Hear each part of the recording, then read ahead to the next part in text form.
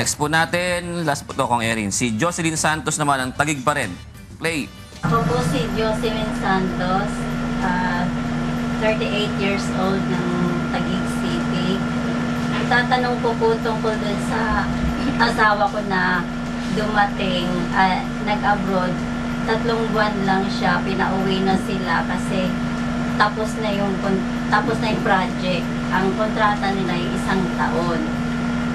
Ang tanong ko po, kung makukuha ba namin yung kabuhang buwan, kung ilang buwan dapat siyang magtrabaho doon, at yung placement fee, kasi 3 buwan lang silang tinanggal na kaagad sila, pinauwi na.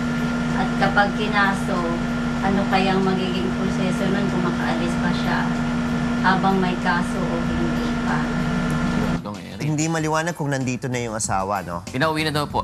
So, nandito na. Apo. Ang pwede nilang gawin is mag-file ng CAS POEA laban sa agent. Kasi maliwanag yung kontrata. 1 year. May specific period yan. So, pwedeng kasuhan yung ahensya sa POEA na bayaran yung buong taon na pagkukulang ng employer.